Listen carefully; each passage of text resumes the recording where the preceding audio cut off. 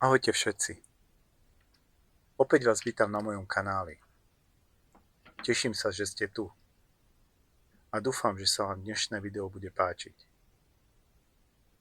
Ako som spomínal v úvodnom videu, aj v tomto sa ospravedlňujem za nižšiu kvalitu videa. Ďakujem, že to chápete. Tento problém časom určite vyriešim. Momentálne to však nie je možné, pretože kamera, ktorú som si nedávno zakúpil, nie je asi vhodná na túto činnosť. A druhú si zatiaľ nemôžem dovoliť. A kameru, ktorú som si zakúpil, je akčná kamera 4K značky Senkor. Žiaľ, kamera nemá možnosť pripojenia externého mikrofónu. A zabudovaný mikrofón je asi z prvej rady mobilných telefónov, a tak vás prosím o strpenie. Čo budeme robiť v dnešnom videu? Ako už názov napovedá, bude to stojať na servítky. A tu sa potvrdzuje to, čo som vravel v úvodnom videu, že aj z odpadového dreva sa dá vyrobiť originálny a umelecký kúsok. Náš otec diakon oslovoval sviatok, a tak som premýšľal, čím ho obdarovať. Prešiel som si zásoby dreva v úvodzovkách, oddelenie zatiaľ neviem čo z toho, no a kúsok dubového dreva ma postavil do pozoru. A čo s ním ďalej? Tento kúsok dubového dreva mi priniesol jeden dobrý známy, ktorý sa z času na čas pri mne zastavil v predajnom stánku. Vraj inak malo skončiť v ohni. A nejako si ho odložil, ale dlhšiu dobu neprišiel na to, čo z neho urobiť.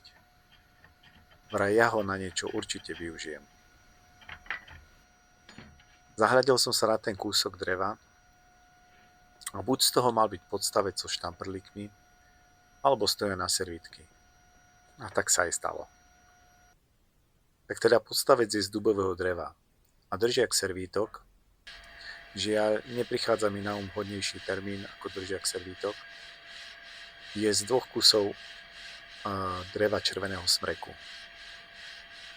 Tie koreničky, nemôžem si vybaviť, odkiaľ sa u mňa vzali, ale myslím, že mi ich tiež niekto dal na ďalšiu tvorbu. V každom prípade tam zapasovali, aspoň podľa mňa. Keďže sa jedná o darček pre praktizujúceho kresťana, prišlo mi vhod doplniť stojan aj kresťanským motívom. Aby to nebol len taký nejaký stojan na servítky. Motív je teda 5 chlebov a 2 ryby. No a kto je kresťan, vie, o čom hovorím. Výroba takéhoto stojana na servítky časov vyšla asi 2 dní. Tak, bez ďalšieho komentovania, poďme tvoriť.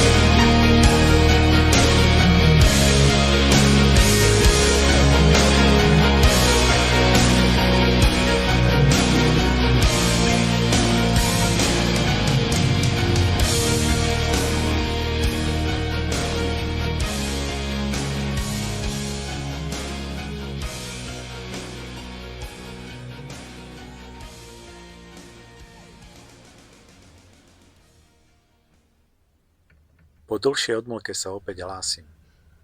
A pokiaľ ste vydržali až do konca a nezaspali ste pri tom, tak to je super. Ďakujem vám vopred za všetky lajky, zdieľania a komentáre. Ak ešte nie ste členmi tohto kanála, tak vás k tomu pozývam. Prajem vám všetko dobré a teším sa na vás u ďalšieho videa. Čaute.